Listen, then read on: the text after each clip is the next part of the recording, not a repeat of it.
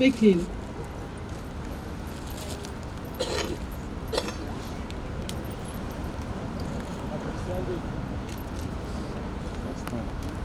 Tamam mı? Tamam, çıkabilirsin yanına. Biraz yakın kalabilirsin. Katil İsrail! Katil İsrail! Katil İsrail! Katil İsrail! Katil İsrail! Katil İsrail! Katil İsrail! Tabii çok büyük bir vahşet var, çok büyük bir katliam var. Dünya üzerinde daha önce görülmemiş bir zulüm var. Yapılan istatistiklere göre bir günde 5 çocuk ölüyor ve bu zamana kadar bu kadar kısa sürede en çok çocuğun öldüğü bu vahşet olarak tanımlandı bu. Başlamadan önce şunu söylemek istiyorum. Ben bu işe Allah rızası için tek başıma yola çıktım. Ne bir kurumla, ne arkamda bir sponsorla, ne bir destekle hiçbir şeyle çıkmadım. Çünkü hepimiz insan olmanın sorumluluğu gereği hepimiz kendimizden sorumluyuz. O yüzden sizler de bugün yorulmadan, bıkmadan buraya kadar geldiniz ve bunu Filistin için yaptığınız için hepinizden Allah razı olsun. Hepinize çok çok teşekkür ediyorum. Şimdi öncelikle bütün partileri aradım bunun için. Bütün STK'ları, sivil toplum kuruluşlarını aradım Türkiye'de ve herkese açık davet yaptım. Çünkü bizim işimiz duyurmaktı. Fakat bunu siyasi partilerden duyurulması noktasında, insan katılımı noktasında hiç ikiletmeden, telefon açar açmaz bana hemen tabii ki ne istiyorsanız diye Yeniden Refah Partisi lideri Sayın Fatih Erbakan söyledi ve hemen bu katılım gerçekleşti. Bütün partilerin içerisinden, sivil toplum kuruluşlarının içerisinden Ankara, neydi tam ismi? Ankara Sivil Toplum Platformu, Filistin Dayanışma Platformu hemen katılımları, insan katılımı noktasında destek vereceklerini söyledi. Şu anda burada başka STK'lardan ve katılım olanlar varsa ve ismini bilmiyorsam hepsine çok çok teşekkür ediyorum. Onun için ilk konuşma yapmak üzere ben Ankara İl Teşkilat Başkanı Yeniden Refah Partisi Mehmet Bey değil mi? Mustafa Bey'i buraya davet ediyorum.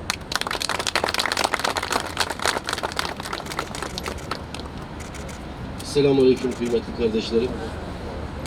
7 Ekim'de malum saldırının başladığı günden bugüne kadar Yeniden Refah Partisi Ankara İl Teşkilatları olarak bütün eylemlerin hepsine Gazze adına, Filistin adına destek verdik. O günden bugüne kadar da yapılması gerekenlerle ilgili sadece söz olarak, kınama olarak değil, eylem olarak ortaya konulması gerekenlerle ilgili ilk maddeleri sayan teşkilatlar bizleriz. O gün söylediklerimizi bugün tekrar ediyoruz. Bugün orada kundaktaki çocuklar, kadınlar, savunmasız siviller katledilirken ve bu katliam devam ederken hiçbir insani kural gözetmeksizin devlet görünümlü terörist örgüt İsrail'in yaptıklarına sessiz kalındıkça konuşmaların, protestoların hiçbir anlamının olmayacağını ta o gün söyledik. Bugün gene tekrar ediyoruz. Derhal önce bu saldırıların ve bu katliamın durdurulması gerekir. Her ne şekilde durdurulacaksa önce durdurulması gerekir. Arkasından yapılması gerekenler neyse ondan sonra onu konuşmalıyız, biraz müzakere etmeliyiz. Hele bu işin hesabını vermesi noktasında şu anda karşımızda bulunan Amerika Birleşik Devletleri başta olmak üzere İsrail ve İsrail'e destek veren bütün ülkelerin tamamı uluslararası hukuk mecralarında hesap vermeliler. Ve bizim bu ortamı sağlamak için de Türkiye olarak, Türk dünyası olarak, İslam dünyası olarak elimizden ne geliyorsa bunu sonuna kadar yapmalıyız. Oradaki akan kanı durdurmadıkça, oradaki vahşeti durdurmadıkça bizim yapacağımız hiçbir açıklamanın bir anlamı olmadığını düşünüyoruz. Ama elimizden gelen şimdilik budur ve bu anlamda biz ilk gün söylediğimizi gene tekrar ediyoruz. Derhal ateşkes sağlanmalıdır. Gazze'ye insani yardım koridoru oluşturulmalıdır. Kürecik ve İncirlik üsleri kapatılmalıdır. İslam ülkelerinden ve Türk dünyasından İsrail'e lojistik anlamda yapılan bütün ticaretler ya ağırlaştırılmalı, yavaşlatılmalı ya da kökten kesilmelidir. Derhal D8'ler ve D60'lar harekete geçirilerek Türk ordusunun komutasında garantör devlet sıfatıyla orada barış gücü oluşturulmalı. Sivillerin güvenliği sağlanmalı. Türk ordusunun komutasındaki barış gücüne Türk ordusu komuta ederek orada bulunmalı. Biz ilk gün bunu söylediğimiz zaman, ilk gün bunu söylediğimizde akla evveller başka taraflara çekerek bu konuları, Türk ordusunun orada ne işi var, Türkiye'nin orada ne işi var? Siz gidin, biz gideriz, evet. Şu anda şuraya otobüs gelse, Gazze'ye gidiyoruz dese, emin olun ki şuradaki bütün kardeşlerim o otobüse binip oraya gitmek için birbirlerini ezerler. Herkesi kendi konfor alanından dışarıya çıkmaya korkan insanlar gibi zannediyorsunuz ama emin olun ki Filistin'in, Gazze'nin sadece coğrafi değil, imani bir mesele olduğuna inanan buradaki kardeşlerimizle birlikte elimizden ne geliyorsa bugüne kadar yaptık, bugünden sonra da yapmaya devam edeceğiz. Böyle bir eylem için sadece bu değil, Filistin'le ilgili, Gazze ile ilgili hangi eylem yapılacaksa bize çağrıda bulunulduğu zaman biz ilk gün Sayın Genel Başkanımız Doktor Fatih Erbakan'ın talimatı ve biz teşkilatlarımızın da zaten kendi düşünceleri gereği bütün eylemlerin hepsine destek verdik. Bugün de Tuğçe Hanım'ın yapmış olduğu bu organizasyona destek veriyoruz. Ankara Sivil Toplum Kuruluşları ve Filistin Gazze Platformu'yla birlikte destek veriyoruz. Bugün ve bugünden sonraki yapılacak bütün eylemlere de destek vereceğimizi Yeniden Refah Partisi Ankara İl Başkanı olarak beyan ediyorum. Teşkilatlarımla gurur duyuyorum. Allah hepinizden razı olsun. Bugünden sonrasında da inşallah zafer inananlarındır ve zafer yakındır şuurunda zafer elde ettiğimiz günde gene şu konsolosluğun karşısında sosyal medyalarımızı kapatsanız da bizi susturmaya çalışsanız da telefonlarımızı kapatsanız da emin olun ki biz yeri gelir dumanla haberleşiriz. Gene bu dünyayı sizin başınıza dar ederiz. İşte burası katillerin yuvası. İşte burası katillerin yuvası. İşte burası katillerin yuvası. İşte burası katillerin yuvası. İşte burası katillerin yuvası. İşte. Evet, ilk günden beri bu terör oluşumu, çünkü bunlar bir devlet değil, bir terör oluşumu. Terör ne yapıyorsa onu gerçekleştiriyorlar. Bugün de onları dünyadaki terörün kaynağı kim olduysa, El-Kaide'den IŞİD'e, PKK'dan YPG'ye, bütün terör oluşumlarının aslında senaryosunu yazan, yapımcılığını yapan, yönetmenliğini yapan ve hayata geçiren, başta tabii ki senaryosunu İngiltere yazıyor ama bütün yapımcılığını yapan ve kaynağı olan ve onları besleyen ABD tarafından besleniyorlar ve destekleniyorlar ve koruma altına alınıyorlar. Dikkat ederseniz ilk bu 7 Ekim'den itibaren hiçbir şekilde giremediler, başlayamadılar ne kara harekatlarına. Sadece tek yapabildikleri ellerindeki bombalarla havadan o sivilleri bombalamakta, tıpkı şimdi gerçekleştirdikleri gibi. Ama Amerika gemilerini oraya çekmeden bir şekilde çıkıp Amerika uluslararası hukuk bazındaki bütün kurumları çökertmeden, İslam devletlerinin liderlerini bir şekilde korkutmadan, sindirmeden, bütün güvenlik önlemlerini alıp, koruma kalkanını alıp, oradaki silah yığdığı, para yığdığı, destek yığdığı o karakoluna bunun alanını açmadan gerçekleştiremediler.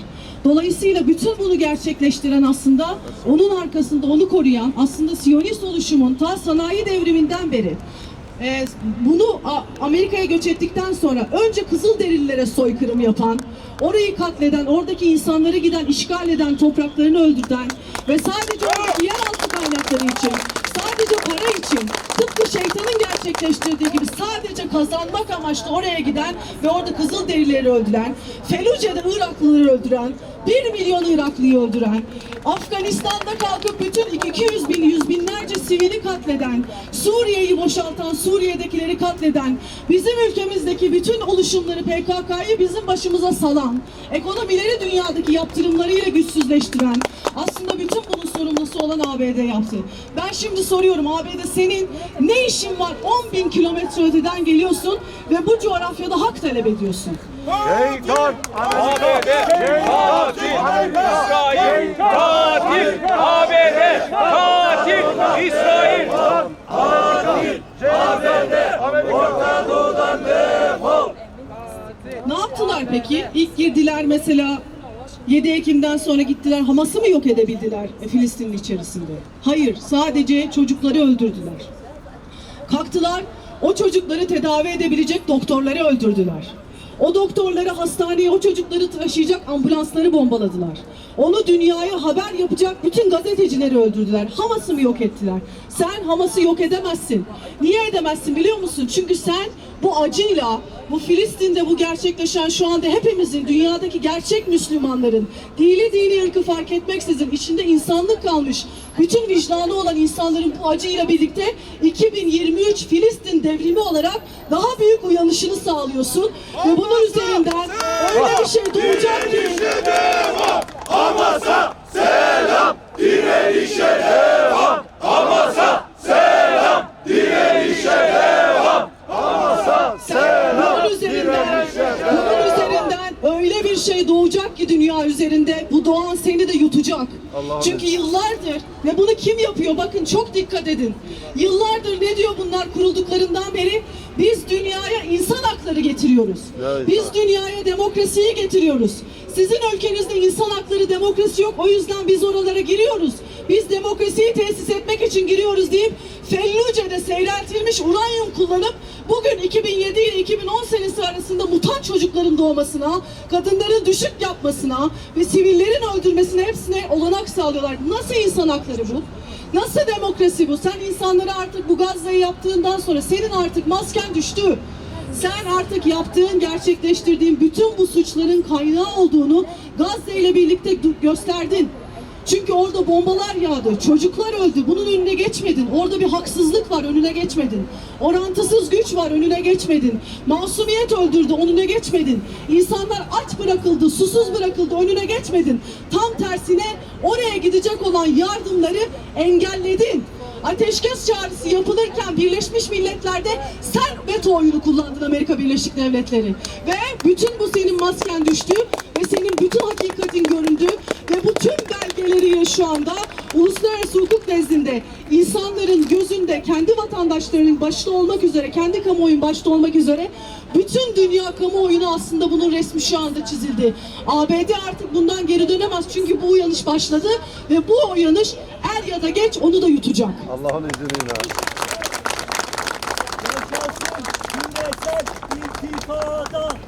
Yaşasın küresel intifada. Yaşasın küresel intifada. İnsan hakları ABD yalanı.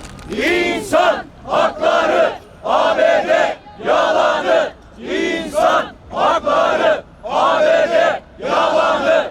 Belli kurumlar kurdular ve uluslararası hukuk diye bir kavram çıkarttılar. Fakat bu uluslararası hukuk kavramı sadece büyük süper güçleri için geçerli. Yani kendi aralarında yaptıkları savaşlar noktasında ucu onlara dokunuyorsa o zaman uluslararası hukuk var. Ama dünyada diğer sömürdükleri devletlerle ilgili, sömürgelerle ilgili uluslararası hukuk söz konusu değil. Ama yine uluslararası hukuk nezdinde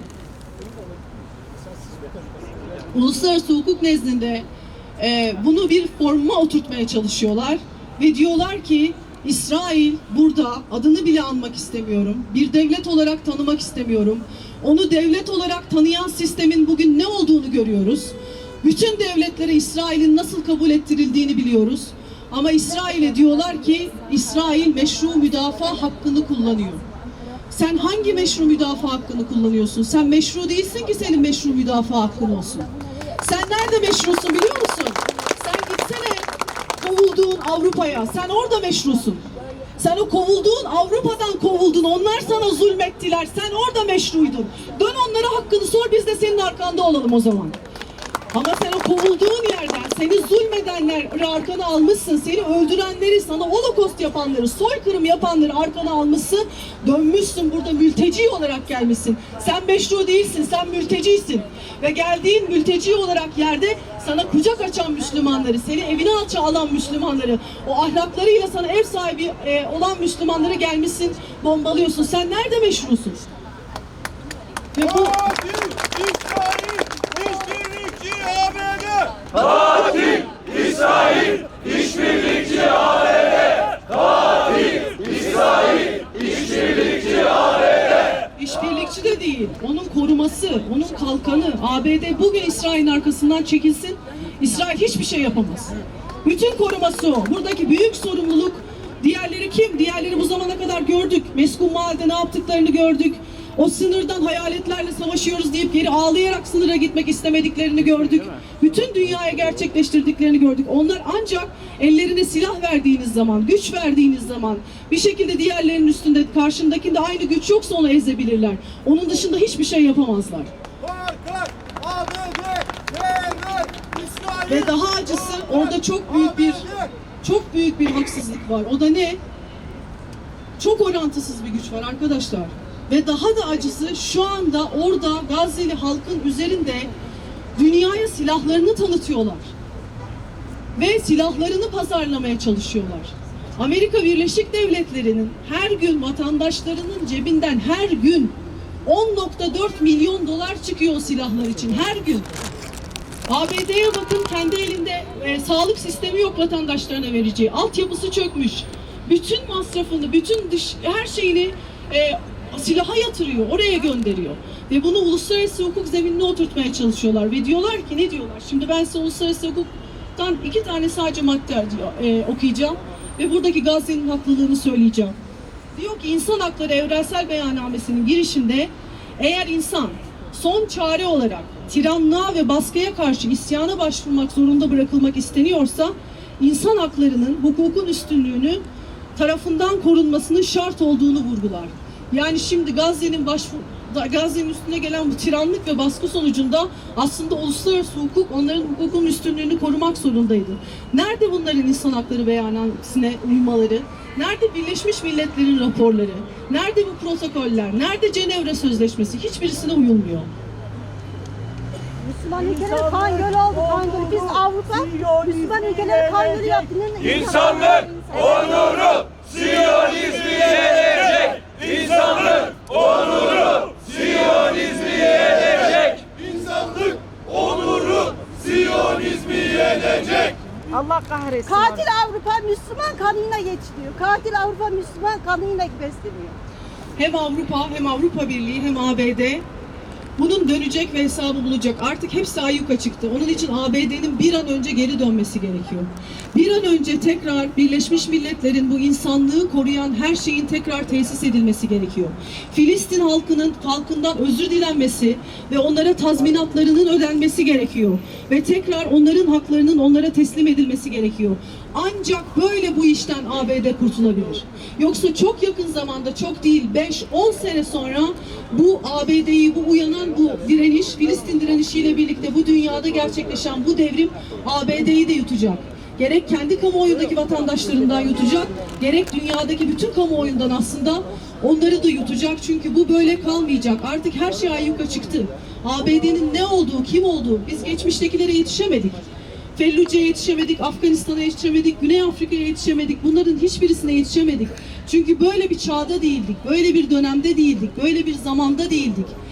Bu kadar her türlü bilgiye ulaşabildiğimiz, bu kadar her şeyin açık olduğu bir dönemde değildik. Ama şu anda halkların dünyada bir uyanışı var ve bunu bırakmamamız lazım. Ve bir şekilde herkesin bu sorumluluğu, dini, ırkı fark etmeksizin ABD vatandaşlarına sesleniyorum. Sizin paralarınızla, sizden aldıklarıyla bu kan besleniyor.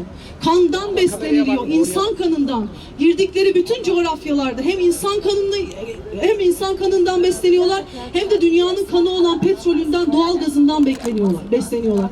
Dolayısıyla ABD vatandaşlarının da bir şekilde evlerinde oturup televizyon seyredip, yiyip içip, aynı zamanda onlara bu soykırım ve işgal politikaları ile ilgili televizyondan ne gösteriliyorsa onlara verip bir şekilde bu zulme susmamaları lazım. Araştırmaları, okumaları, gerçeği görmeleri ve herkesin bu gerçek ve bu hakikat için mücadele etmesi lazım sevgili arkadaşlar. Titanic ABD çok yakında batacak. Titanic ABD çok yakında batacak. Katil İsrail hesap verecek. Katil İsrail hesap verecek. Katil İsrail hesap verecek. İsrail şaşırma, sabrımızı taşırma. İsrail şaşırma, sabrımızı taşırma. Bakın, bunların kendi gerçeğini, Amerika'nın kendi gerçeğini, Pulitzer Gazetecilik Ödülü diye bir gazetecilik ödülü var. Bunu almış kendi gazetecileri kendi ağzından ve kendi dilinden ne diyor? bizim işgal ettiğimiz topraklardan, işgal edilenlerden boyun eğmeyi reddeden olursa, direnmeye devam ederse, uygarlaştırma misyonumuzun tüm iddiasını bir kenara bırakıyoruz.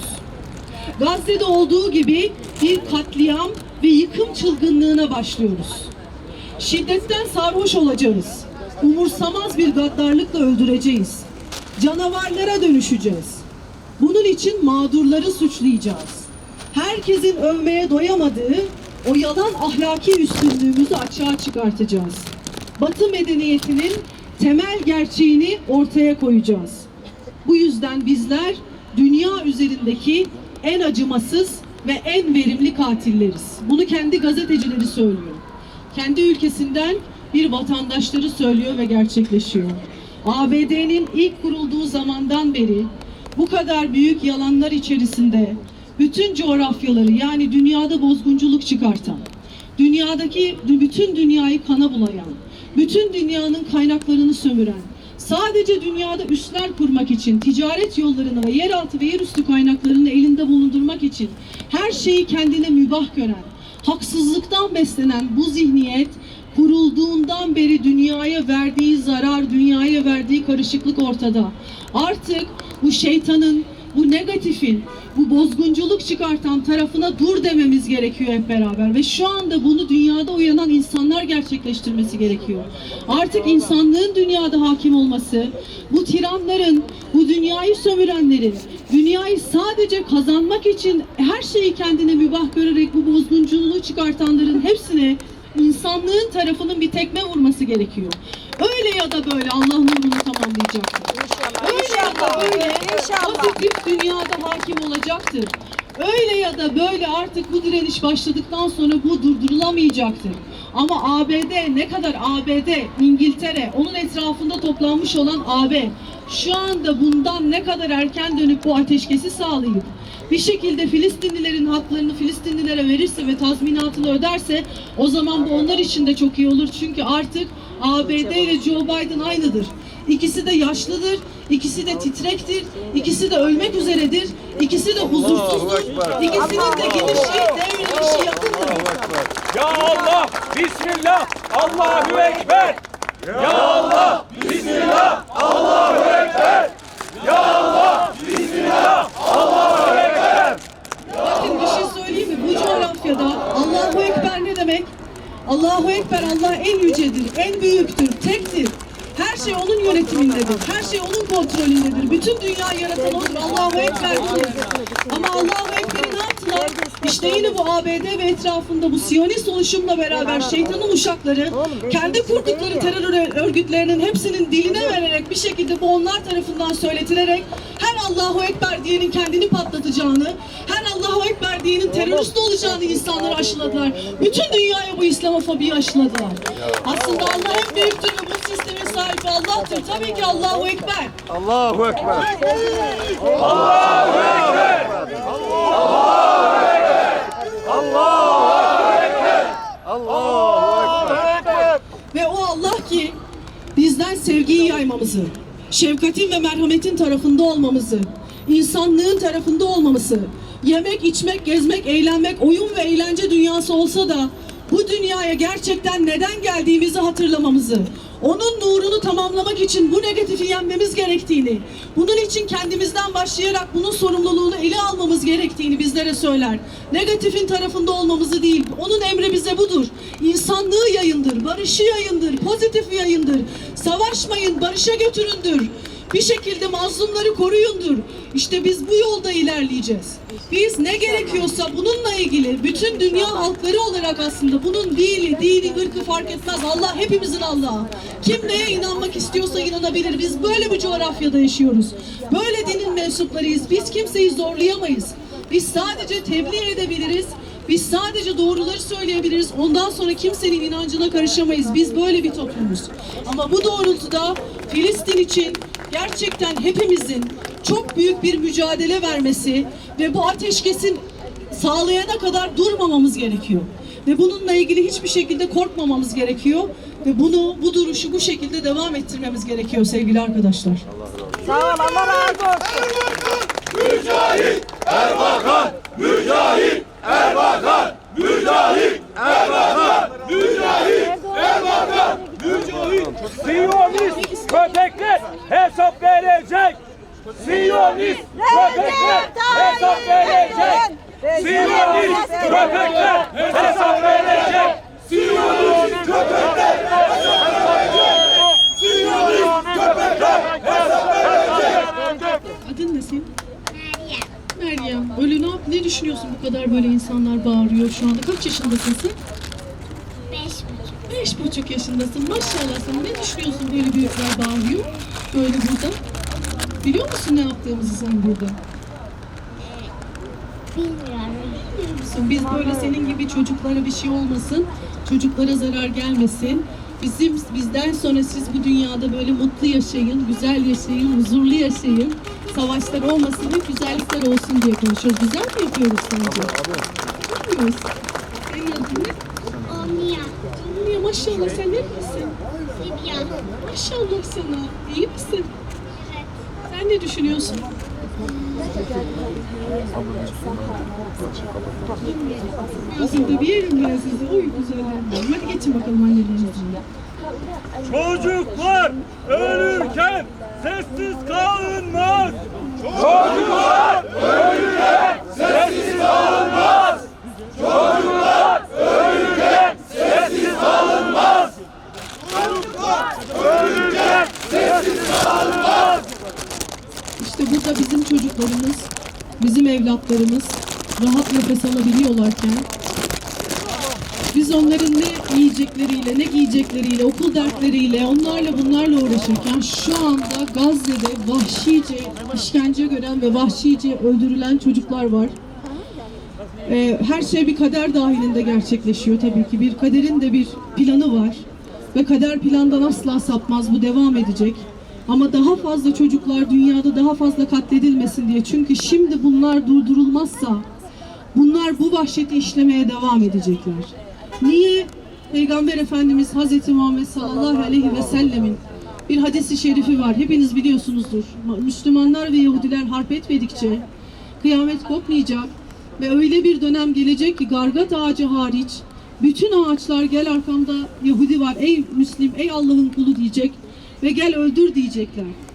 Niye öyle bir aşamaya geleceğiz ve gargat ağacı bile konuşacak aşamaya gelecek? Hiç düşündünüz mü? Çünkü bunlar öyle vahşetler işleyecekler. Öyle haksızlık, hukuksuzluk yapacaklar. Bunun daha ötesinde, bu gördüğünüz manzaranın ötesinde öyle arsızlık, hırsızlık her şey yapacaklar ki. Önce insanların bir kısmı bunların gerçek yüzlerini görecek. Fakat sonra bütün insanlık bunların bütün canlılar için ne kadar tehlikeli ve tehdit oluşturduğunu anlayacak. O zaman da inşallah tabii ki çok geç olmayacak. Ama bunlar durmayacaklar. Ve ben size bir şey söyleyeyim mi? Buna nükleer de dahil. Ondan sonra bütün varlık, bu alemdeki bütün varlık yani ağaçlar bile bunların artık helak olması gerektiğini anlayacak. Ve işte o zaman gargat ağacı hariç bütün ağaçlar diyecek ki gel ey bununla savaşan Müslüman, gel arkamda Siyonist var, gel öldür diyecek. Dolayısıyla gargat ağacının bile konuşacakları bu noktaya gelecek. Ve bütün bunları yapabilmeleri için işte bu karşıda büyükelçiliğini gördünüz. Dünyanın her tarafına büyükelçiliklerini kurmuş, üslerini kurmuş. Dünyadaki bütün devletlerin içerisinden siyasetçileri, medya kuruluşlarını her şeyi satın almış. Silahlar yığan ve bu doğrultuda bir şekilde bunlara koruma sağlayan ve kalkan olan ABD sayesinde yapacaklar ve gerçekleştirecekler. Burası katillerin yuvası. İşte burası katillerin yuvası. İşte burası katillerin yuvası. Onun için yağmurumuz da durdu. Size de çok tutmak, burada üşütmek de istemiyorum. Ama Gazze'de çocuklar üşürken Sorun değil, hiç sorun değil. bütün dünyanın dört bir tarafında aslında çocuklar, masumlar üşürken onlar şu anda o yağmurun, o çamurun, o karın altında aç susuz beklerken o Gazze'deki çocuklar bizim burada üşümemizin, bizim burada yağmurdan ıslanmamızın hiçbir önemi yok. Onlar o kadar büyük teslimiyetle ve o kadar güzel karşılıyorlar ki orada. Elhamdülillah diyorlar, çok şükür diyorlar. Bütün dünyaya o kadar güzel örnek oluyorlar ki onun için inşallah bu mesajım onlara da ulaşır. Filistin halkı kendini yalnız hissetmesin. Şu anda orada bombaların altında korkuyla ölümü bekleyen ama ona rağmen vatanlarını terk etmeyen ve bu büyük bir onurdur, büyük bir şereftir. Vatanlarını terk etmeyen Filistin halkı asla kendini yalnız hissetmesin.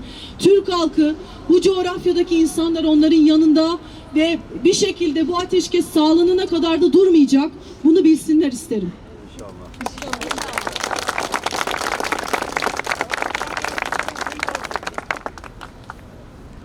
Diğer taraftan dünyanın dört bir tarafında bu zulme sessiz kalmayan, dini ırkı fark etmeksizin, bütün batıdan ayrılan, aslında batının bu insan hakları ve demokrasi maskesinin gerçeğini bir tek ülke olarak üstünde taşıyan ve bununla ilgili tepki veren İspanya'ya da selam olsun. Diğer dünyanın dört bir tarafında bunlarla ilgili eylemler gerçekleştirenlerin hepsine de buradan selam olsun. Dolayısıyla Müslüman sevgili ülkelere arkadaşlar, nalet olsun. Müslüman ülkelere nalet olsun. Müslüman ülkelerin başında Müslüman çok bırakmadı güzel bir yere değindiniz. Unutacaktım, hatırlattın ablacığım. Allah razı olsun. Artık İçimiz ona yanıyor. Ona. Müslümanın kendinden utanması lazım, net. Biz bu kadar mıyız ya? Liderlerinin. Allah'tan utanması lazım.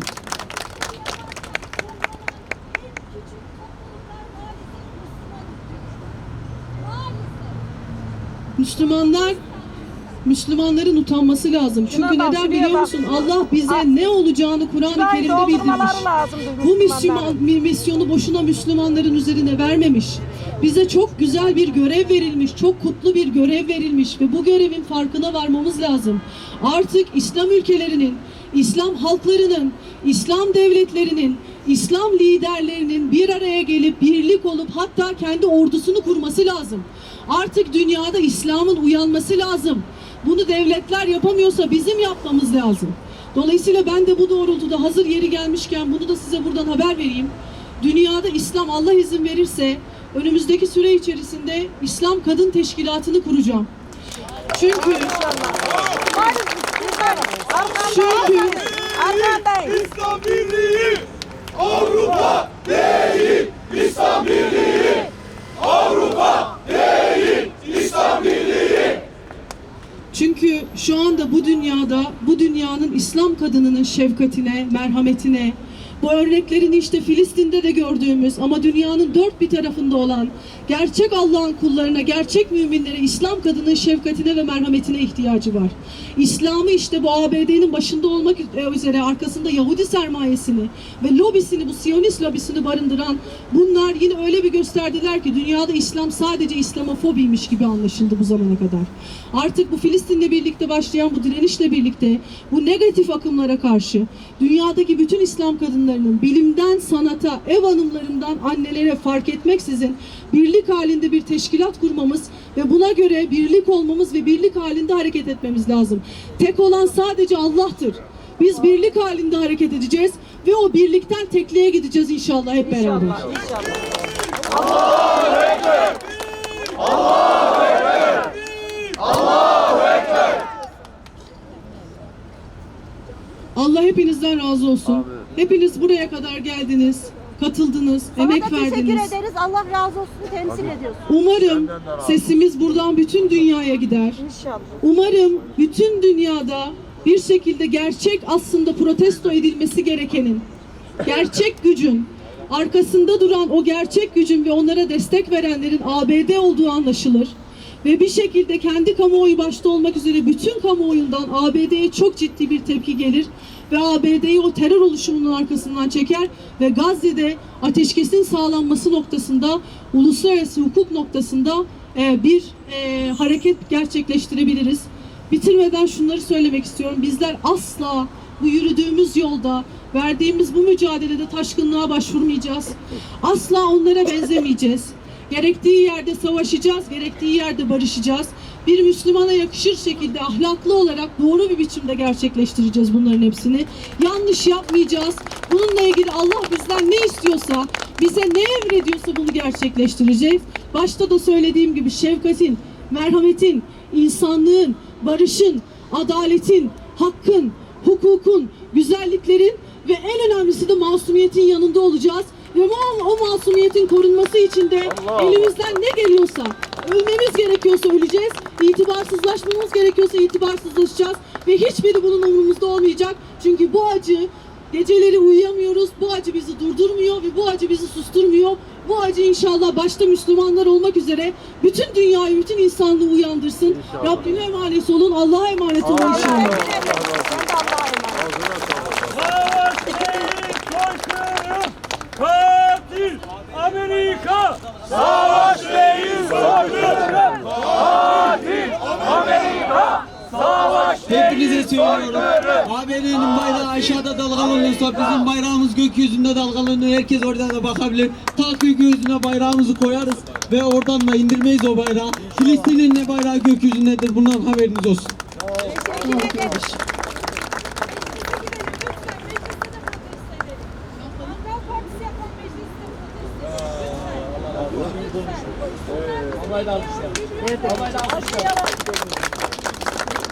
Bunu ne biliyor musunuz?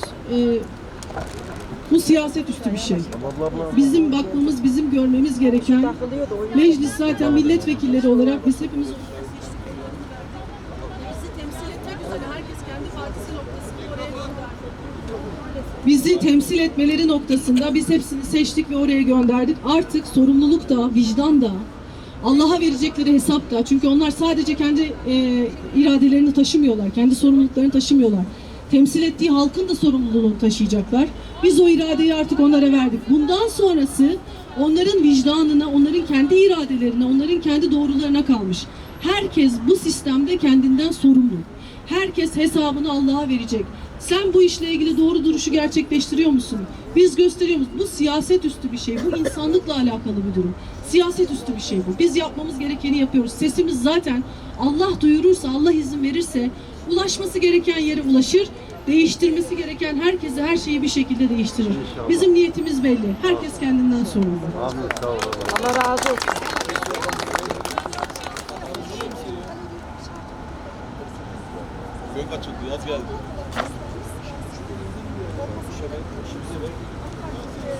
Diyorum ya işte ben bununla ilgili üstüme düşeni yapacağım. Ben bununla ilgili Dünya İslam Kadın Teşkilatı'nı kuracağım. Gerisini artık ondan sonra ne yapabiliyorsak bakacağız hep birlikte.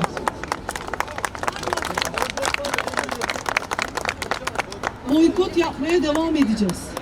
Her şekilde boykottan asla ve asla vazgeçmeyeceğiz. Çünkü bunlar ne için bunun hepsini yapıyorlar, gerçekleştiriyorlar? Para. Sadece para için yapıyorlar. Sadece kazanmak için, yani güç elde etmek aslında. Tabii ki bütün herkesi köle olarak görüyorlar. Bunlar tahakküm altına almak istiyorlar ama bunların ilahı para. Dolayısıyla bu sermayeye vermiş olduğumuz darbe aslında onlara verilen en büyük darbe. Biz elimizden ne geliyorsa onu gerçekleştireceğiz. Boykot yapmamız gerekiyorsa boykot yapacağız. Gitmemiz gerekiyorsa gideceğiz. Söylememiz gerekiyorsa söyleyeceğiz. Boykota devam. Asla bırakmamamız gerekiyor. Bugün verdiğimiz paralar yarın bomba olarak bizim evlatlarımızın başına düşecek. Bunun farkında olalım. Evet Bunu evet, asla aynen öyle. unutmayalım. Aynen öyle. Bugün onlara verdiğimiz her kuruş bomba olarak Gazze'dekilere. Ha şunu da söyleyeyim. Bunlar durmayacak. Yani nasıl durmayacak diyorum. Şu anda mesela Kuzey Kıbrıs'tan toprak satın aldıkları ortaya çıktı. Güneydoğu, Doğu Anadolu'dan GAP projesi adı altında topraklar satın aldıkları ortaya çıktı. Suriye'de, Lübnan'da, orada burada toprakları aldıkları ortaya çıktı. Yani bunlar bugün durdurulmazsa insanlığın başına çok büyük dert ve bela olacaklar. Bunların o yüzden de durdurulması. Yarın öbürsü günde diyecek ki orası benim toprağım diyecek. Çünkü bunlar böyle bir oluşum. Ama arkasındakileri çekebilirsek biz inşallah Allah izin... Ezan okunuyor. Ezan okunuyor.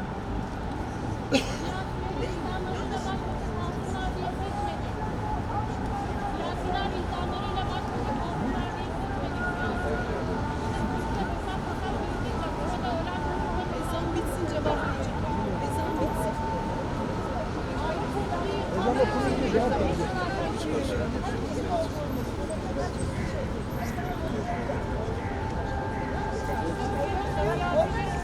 Bizim hoş geldiniz diye bir yere girebiliyor.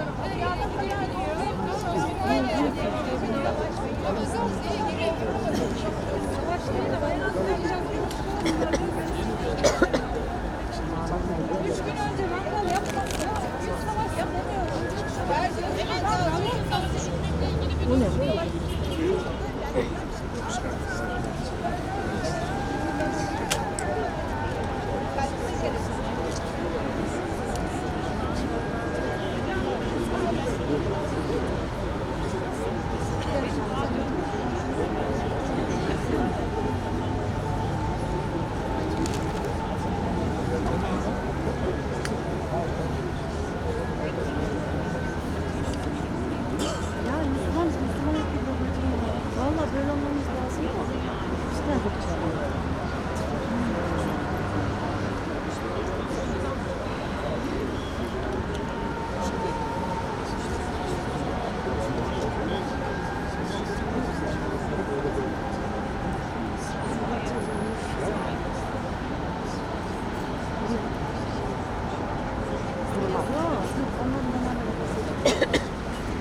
Bitti galiba ezan.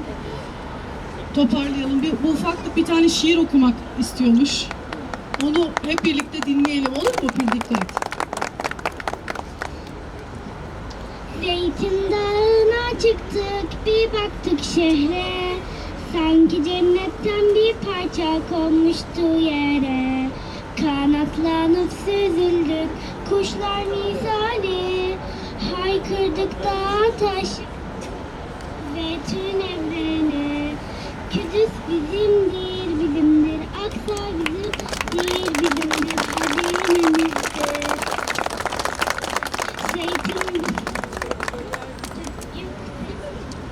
Zeytin Mescid-i Aksa, Mescid-i Aksa, bir gün geleceğim mutlaka sana. Mescid-i Aksa, Mescid-i Aksa, bir gün geleceğim mutlaka sana. Biliyorum ben, korkma, geliyorum ben. Gözümden akan yaşı silmiyor, umut ve özgürlük saçtı her yere. Gözümden akan yaşı silmeye, umut ve özgürlük saçtı her yere. Biliyorum ben, korkma, yok biliyorum ben. Salahattin Ayyub aldım, geliyorum ben.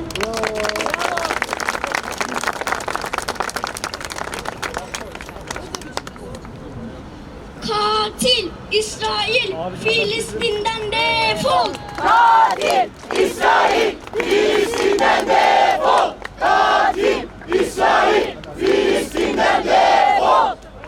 Çok teşekkür ediyorum. Orada bir hanımefendi vardı. Ezan okunduktan sonra cevap vereceğim diye söz verdim. Biz içinde bulunduğumuz sistemde milletvekillerini seçiyoruz ve 5 sene boyunca bir sonraki seçime kadar oy verme hakkına sahibiz. 5 sene sonra. O oy verdiğimiz süreye kadar tabii ki sözlü protesto edebiliriz. Artık sosyal medya eleştirilerimizi söyleyebiliriz. Ama bizim onların üzerinde bir hakkımız artık o doğrultudan itibaren yok. Orada da yine biz kendimizden sorumluyuz. Dediğiniz doğru ama içerisinde bulunduğumuz sistem, biz oy verebiliyoruz sadece. Onları seçebiliyoruz. Bir sonraki seçimde onları seçmeyiz. Bizim üzerimize verilen yasal hak aslında bu. Ama bu bize susmamızı, bu bize onlarla ilgili yorum yapmamamızı, bunun için sesimizi duyurmak için milletvekillerine bir çaba içerisine ya da kimse bu çaba içerisine girmeyeceğimiz anlamına gelmiyor. Hiç gelmiyor. Ama tabii ki bunun siyaseti olmaz, bunun mesleği olmaz. Bu tamamen bir insani bir durum, insani bir sorumluluk. Herkesin o üstündeki titreleri böyle bir kenara bırakıp gerçekten bağlı olduğu kurumu ve kuruluşları düşünmeden kendi başına gerçekten bir vicdanına sorup bunun gerçeğinin ne olması gerektiğini ve ona göre davranması gerektiğini düşünüyorum. Başka var mı? Yemen'e selam olsun. Yemen'e selam göndermemizi istediler. Yemen'e de buradan selam olsun. Allah hepinizden razı olsun. Çok fazla söyleyecek şey var. Çok fazla aslında oturup konuşacağımız şey var. Bizler için buyurun. Abi biz hemen söyleyeceğiz. Abi bak çalışıyor mesela abi. O nasıl abi? Müslümanın birlik olması lazım. Allah bize birliği emrediyor. İnşallah oluruz. Ne diyeyim? İnşallah. Bunun için biz gerekli mücadeleyi ortaya koyacağız. Bununla ilgili birlik olmak noktasında. Evet ama bu siyaset üstü bir durum. Şimdi burada siyaset, anlatabiliyor muyum? O başka bir konu, başka bir şey. Biz burada Filistin için buradayız. Çok teşekkür ediyorum. Allah hepinizden razı olsun tekrar. Bir sonraki buluşmalarda inşallah görüşmek üzere. O zamana kadar Allah'a emanet olun.